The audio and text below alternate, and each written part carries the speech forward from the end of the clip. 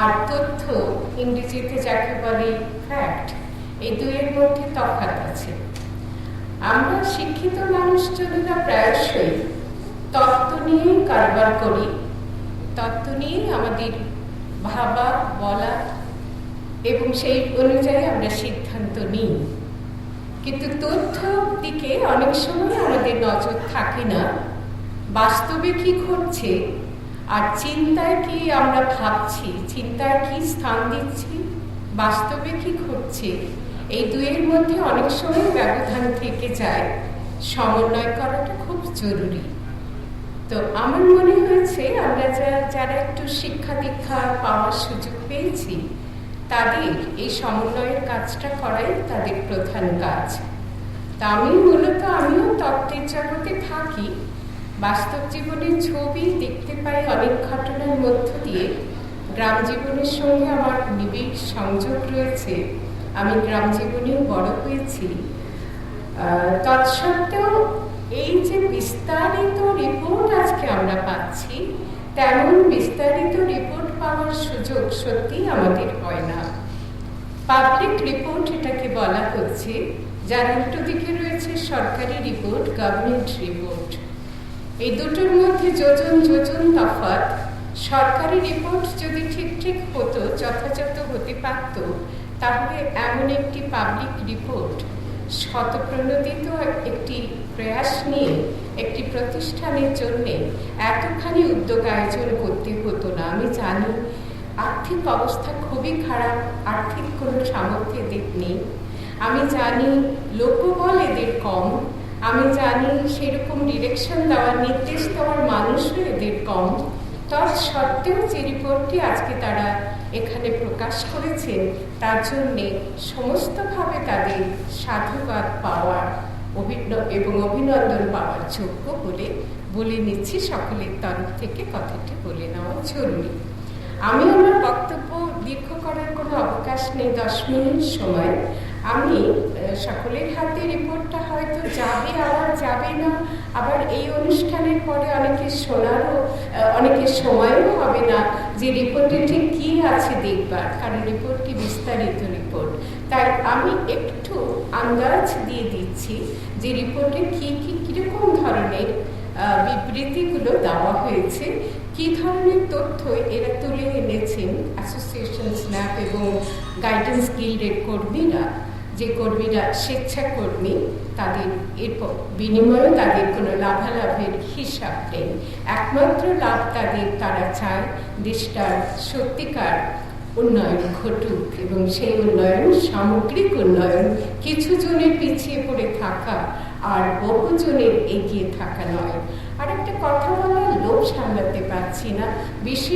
বেশিরভাগ সময় আজকাল দেখি মাইনরিটি বা সংখ্যালঘু শব্দটি একমাত্র ব্যবহার করা হয় এবং নির্দেশ করা হয় যেন কেবল মুসলমানরাই মাইনরিটি বা সংখ্যালঘু।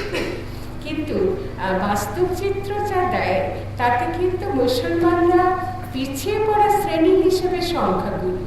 পিছিয়ে পড়েছে যে সমস্ত মানুষজন, সেই তার নিরিখে মুসলমানরা সংখ্যাগুরু। অথচ সংখ্যালঘু বলতে আরো ধর্ম সম্প্রদায়রা আসে, সেটা আমরা বিবেচনা করি না। এটাও আমাদের একটি ভুল পদক্ষেপ।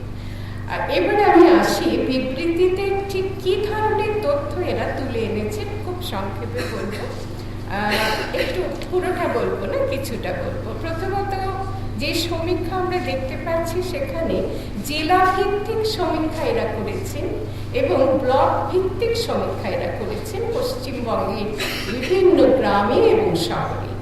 গ্রাম এবং শহর দুটোই করেছে। অতএব সার্বিক এই তথ্যগুলো দেখা যায় সার্বিকভাবেই করা হয়েছে। প্রথম যেটা আমাদের দৃষ্টি কাটছে তা হচ্ছে জনসংখ্যা। জনসংখ্যাটার বিভিন্ন গ্রামে, গঞ্জে, শহরে, জেলায়, ব্লকের চিত্রটা কি তাতে তারা তুলে ধরেছেন। পুরুষ নারীর রেশিও, অনুপাত, এটা অত্যন্ত জরুরি একটি বিষয়। অনুপাতটা কেন আমরা জানি, লিঙ্গ বৈষম্যের কারণে, মেয়েদের প্রতি ভিন্ন ধরনের দৃষ্টিভঙ্গির কারণে অনেক সময় পুরুষের সংখ্যা মেয়েদের সংখ্যাকে ছাড়িয়ে যাচ্ছে, বিশেষত শহরে। মুসলমান, ইসলাম ধর্মাবলম্বী মুসলমানদের ক্ষেত্রে এই অনুপাতটা কিরকম তারা তুলে ধরেছেন অ্যাডাল্ট প্রাপ্তবয়স্কদের ক্ষেত্রে এবং শিশু উভয় ক্ষেত্রে। ভাষা, পশ্চিমবঙ্গে মুসলমানরা সংখ্যা, কোন ভাষা ব্যবহারকারীর সংখ্যা বেশি তা তারা তুলে ধরেছেন এবং আমরা জানতে পারছি বাংলা ভাষাভাষীর সংখ্যাই বেশি। প্রাইমারি থেকে একেবারে উচ্চতর ডিগ্রি, পোস্ট গ্রাজুয়েট বা ডক্টরেট ডিগ্রি, বিশেষ করে পোস্ট গ্রাজুয়েটে তারা থেমে গেছেন, ডক্টরেট ডিগ্রিটা মনে হচ্ছে তারা নেননি বা পাননি, এটাই হতে পারে। গ্রামে এবং শহরে শিক্ষাগত ডিগ্রির দিক থেকে মুসলমানদের অবস্থা, ডিগ্রি লাভের দিক থেকে মুসলমানদের অবস্থাটা কি? প্রাইমারি এডুকেশন তারা, প্রাথমিক শিক্ষা তারা কতখানি পাচ্ছেন এবং উচ্চশিক্ষা তারা কতজন পেয়েছেন, এর নিরিখে তারা তথ্য তুলে ধরেছেন আমাদের কাছে।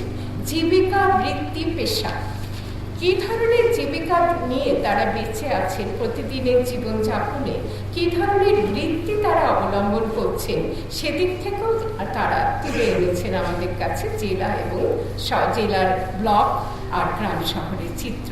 ছোট গ্রামগুলির সামাজিক চিত্র, সামাজিক বৈশিষ্ট্যগুলো কি কি সে বিষয়েও তারা আমাদের কাছে তথ্য তুলে ধরেছেন।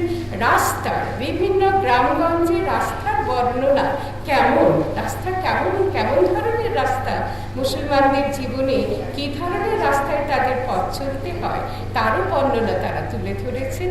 বিদ্যুৎ ব্যবস্থা, পানীয় জলের ব্যবস্থা, কৃষিকাজের সুবিধা, স্বাস্থ্য পরিষেবা, শিক্ষা প্রতিষ্ঠানের সংখ্যা এবং শিক্ষা লাভের সুবিধাদি এবং অন্যান্য সুবিধা যেমন ICTS, ফার্মেসি, ইন্টারনেট কানেকশন, ক্ষুদ্র শিল্প, এসব বিষয়ে সুবিধা, bank, post office, electric office, থানা ইত্যাদি কত কাছে আছে, কতটা সুবিধা তারা পায়। ডেমোগ্রাফিক প্যাটার্ন, জনসংখ্যা এবং জেলা ভিত্তিক, ব্লক ভিত্তিক তথ্য এরা তুলে ধরেছেন। প্রাইমারি শিক্ষাক্ষেত্রে ছাত্র শিক্ষক অনুপাত কতখানি, হাই উচ্চ মাধ্যমিক এবং মাধ্যমিক শিক্ষার ক্ষেত্রে অনুপাত কীরকম, ছাত্র সংখ্যা প্রাইমারিতে কেমন, স্কুলের সংখ্যা কত, স্কুল বিল্ডিংয়ের সংখ্যা কত, শিক্ষক ও গৃহ কী ধরনের, শিক্ষকের সংখ্যা, অ্যালটমেন্ট, নিয়োগ কীরকম হয়, গৃহ কতখানি আছে শিক্ষা প্রতিষ্ঠানে গৃহ, গ্রাম থেকে ডিস্ট্রিক্ট হেডকোয়ার্টারের দূরত্ব, রেল স্টেশনের দূরত্ব, নিকটতম শহরের দূরত্ব, বাস স্টপের দূরত্ব, বাস স্টপে যাওয়ার রাস্তা কেমন, পাবলিক যানবাহন পাওয়ার সুবিধা, খরা ও বন্যা কবলিত গ্রামে সরকারি সাহায্য কতখানি পাওয়া যায়, অস্থায়ী আশ্রয় ব্যবস্থা বন্যাকালে কতখানি পাওয়া যায় এবং আরও অনেক বিষয় আছে। তার মধ্যে ক্লিনিক, প্রাইভেট হসপিটাল কতখানি সেসবের সুবিধা এরা পায়, হোমিওপ্যাথিক চিকিৎসার সুবিধা এরা পায়, কোয়াক চিকিৎসকদের সুবিধা এরা পায়, হাসপাতালের দূরত্ব কতখানি, ডিস্ট্রিক্ট হাসপাতালের দূরত্ব কতখানি, এই ধরনের বিষয়ে বিস্তারিত তথ্য গ্রাম জীবন এবং শহর জীবনের মুসলমানদের আমাদের কাছে তুলে ধরেছেন অ্যাসোসিয়েশন স্ন্যাপ এবং গাইডেন্স গিল্ড। এই তথ্য আমাদের কোন কাজে লাগবে? আমরা এই তথ্যগুলো তুলে ধরব, আমরা বলতে এই যে দুটি বিশেষ প্রতিষ্ঠান সকলের নজরে আনছেন, দৃষ্টিগোচর করছেন এবং বিশেষ করে সকলকে এই বিষয়ে এগিয়ে আসতে হবে। এই পিছিয়ে পড়ার ছবিটা আমি দিতে গেলে সময় বেশি লাগবে বলে আর দিলাম না। কোন ক্ষেত্রে কিভাবে পিছিয়ে পড়াটাকে এরা তুলে ধরেছেন, কি চিত্রগুলো, কি তথ্যগুলো নিয়ে এসে সেটা শুধু দিলাম। প্রত্যেকটি ক্ষেত্রে পিছিয়ে পড়ার চিত্রটাই প্রকটিত হয়েছে বলে আমাদের কাছে বিশেষভাবে প্রবিধানযোগ্য বলে আমার মনে হয়। এবারে এগুলো তথ্যের কথা, তথ্য দিয়ে কি করা হবে সবাই মিলে ভাবুন, কার কাছে তুলে ধরা হবে, কিভাবে পিছিয়ে পড়াটা দূর করা যাবে। এবারে তত্ত্বের একটি দুটি কথা বলে আমি শেষ করছি। তত্ত্ব দিক থেকে আমরা দেখতে পাই দেশভাগ মুসলমানদের পশ্চিমবঙ্গে পিছিয়ে পড়ার একটি অন্যতম কারণ। আর আমি বিস্তারিত হতে যাচ্ছি না, আপনারা সবাই জানেন। দ্বিতীয় হলো মেয়েদের পিছিয়ে পড়া। প্রত্যেকটি মুসলমান পরিবারে মেয়েদের শিক্ষা, মেয়েদের এগিয়ে যাওয়া, মেয়েরা যে পুরুষের মধ্যে সমান সক্ষমতা অর্জন করতে পারে এই বোধের অভাব এটি একটি অন্যতম কারণ। দ্বিতীয় হলো ধর্ম। ধর্ম মুসলমানদের জীবনে একেবারে বলা যায় গোটা জীবনকে আচ্ছাদিত করে থাকে। ধর্মবিহীন মুসলমানদের জীবন মানে তাকে মুসলমান বলে গণ্য করা হয় না। তো এই ধর্মটাকে মুশকিল হয়েছে, ধর্মটাকে মুসলমানরা যেভাবে আঁকড়িয়ে থাকে, আর অন্য দেশবাসী বিশেষত সরকারে যারা রয়েছেন তারাও মনে করে, এবং শিক্ষিত সমাজের মানুষজন এই আচ্ছাদিত অবস্থা থেকে তাদেরকে বেরিয়ে আনলে তারা অখুশি হবে, তাদের উন্নয়নও তারা চায় না, এই আচ্ছাদনের মধ্যে তারা নিরাপত্তার আড়ালে থাকতে চায়। এটা সমূহ ভ্রান্ত ধারণা, আর এই ভ্রান্ত ধারণার কারণেই আমাদের দেশে মুসলমানদের পিছিয়ে পড়া আরো বেশি ত্বরান্বিত হচ্ছে বলে আমার মনে হয়। পিছিয়ে পড়াটা কিছুতেই দূর করা যাচ্ছে না, কারণ শিক্ষাক্ষেত্রে পিছিয়ে পড়াটা দেখা যায় সব থেকে বেশি পিছিয়ে পড়া যে কোনো মানুষের জীবনে, সেই পিছিয়ে পড়াটার ক্ষেত্রে উন্নয়নের ভাবনা সরকার স্তরে এবং শিক্ষিত নাগরিক স্তরে হলো কি না, এদের জন্য মাদ্রাসা স্কুলের ব্যবস্থা করা হয়েছে। মাদ্রাসা স্কুলে প্রধানত ধর্ম শিক্ষা অবলম্বন করে অন্যান্য শিক্ষাও দেওয়া হয়, কিন্তু ভাবনাটা কেন এমন হবে যে এদের জন্য মাদ্রাসা শিক্ষাটাই যথাযথ? এই ভুল ধারণার বশবর্তী হয়ে দেশটা চলছে এবং চলবে, বহুদিন ধরে চলবে বলে মনে হয়। এটা ঠিক নয়। এই ব্যবস্থা যদি না দূর করা যায় তাহলে কিছুতেই এই পিছিয়ে পড়া সম্ভব নয় দূর করা। আরেকটি কথা যেটা বলা খুবই জরুরি, সেটা হলো মুসলমানদের সম্পর্কে একটা ভিন্নতর ধারণা আমার রাজ্যবাসী তথা সমগ্র দেশবাসী রয়েছে। এই ভিন্নতর ধারণাটা এরা ভিন্ন গোত্রের ভিন্ন রকম যেন কেমন এবং সেটা ওরা আমরা বিভাজনে তৈরি হয়ে গেছে, রূপ নিয়েছে। কি করে এই ওরা আমরা রূপটা হলো? আমার মনে হয় একটা ভাবনা সকলের মনেই তাড়িয়ে নিয়ে বেড়ায় সকলকে, সেটি হলো বিজেতা মুসলমান মানেই হচ্ছে একটা সময় বিজেতা মুসলমানদের যে রূপ ইতিহাসে যেভাবে তুলে ধরা হয়, বিকৃত ইতিহাস, এই বিজেতা রূপটাকে কিছুতেই ভুলতে পারে না তথাকথিত হিন্দু নামধারী মানুষজনেরা।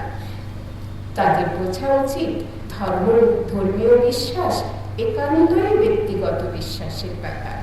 একান্তই ব্যক্তিগত বিশ্বাসকে একটা সম্প্রদায়ের সদস্যের সকলের উপরে চাপিয়ে দেওয়া হলো যে এরা বিজেতা শ্রেণীর বা বিজেতা সম্প্রদায়ের মানুষজন। এটাকে কিছুতেই ভুলতে পারে না। দুই দেশটাকে ভাগ করার মূলে এরা, এটাও একটা অত্যন্ত ভুল ধারণা, এই দেশটাকে ভাগ করার মূলে এরা আমাদের জন্মশত্রু, এরকম একটি ধারণা বলবৎ হয়ে রয়েছে আমাদের রাজ্যবাসী এবং গোটা দেশবাসী তথা শিক্ষিত সম্প্রদায়ের মনের ভিতরে, মনের কোণে রয়ে গেছে। আর সরকার তো এরকম ভাবে তৈরি হয়, এই মানুষজনদের দিয়ে তৈরি হয়। সেই সরকারি মহলেও এই ধরনের বিশ্বাস একেবারে শিখরে গিয়ে গেঁথে রয়েছে, যাকে উৎপাটন করা যাচ্ছে না। তার কারণে যে সত্যটা এরা ভুলে বসে আছে, সেই সত্যটা হলো মুসলমানদের 27% দেশের রাজ্যের সার্বিক জনসংখ্যা 27% মুসলমানরা যদি পিছিয়ে পড়ে থাকে, মুসলমান বলছে, রাজ্যবাসী বলে না, আমাদের রাজ্যবাসী এভাবে বলে না, মুসলমানরা মুসলমান নামেই কেবল চিহ্নিত হয়। তারা পিছিয়ে থাকা মানে যে সামগ্রিকভাবে পিছিয়ে থাকা, সমগ্র রাজ্যের পিছিয়ে থাকা, এত সংখ্যক মানুষের পিছিয়ে থাকা মানে সমুদ্রের পিছিয়ে থাকা, এই সত্যটাকে ভুলে বসে থাকে ওই বিজাতীয় মনোভাব, বিজেতা শ্রেণী, দেশভাগের মূল কারণ যারা, তেমন একটি শ্রেণী এইসব মাথার মধ্যে একেবারে গুঁজে বসে আছে, কিছুতেই তাকে দূর করা যাচ্ছে না। এরা আমাদেরই দেশের মানুষজন, আমাদেরই রাজ্যের মানুষ, আমাদেরই রাজ্যবাসী, এই ভাবনাটা কিছুতেই মনে জায়গা পাচ্ছে না বলে আজকে আমাদের এভাবে লড়াই করতে হচ্ছে। দুটি প্রতিষ্ঠান তারা একেবারে নিজস্ব প্রয়াস গ্রহণ করে এতখানি আয়াস সাধ্য পরিশ্রম সাপেক্ষ একটি তথ্য নির্ণয়ের কাজ, বিস্তারিতভাবে উপস্থাপনের কাজ 2.5 বছর ধরে করেছেন, তাদের আমার পক্ষ থেকে কৃতজ্ঞতা জানাই, আমাদের সকলের পক্ষ থেকে সাধুবাদ জানাই। আর উপদেষ্টা কমিটিতে আমার নাম আছে, কিন্তু সত্যি সত্যি উপদেষ্টা হিসেবে কোনো ভূমিকায় পালন করার সুযোগ বা পাইনি বা করিনি। তার জন্য আমার নিজেকে আজকে অত্যন্ত ছোট মনে হচ্ছে। করতে পারলে খুশি হব আগামীতে। আপনাদের সকলকে ধন্যবাদ। আমাদের শুভ বুদ্ধি ফিরে আসুক, এই প্রার্থনা কামনা আমরা করি। সকলকে আবারও আমার শুভেচ্ছা জানিয়ে আমার কথা এখানেই শেষ করি।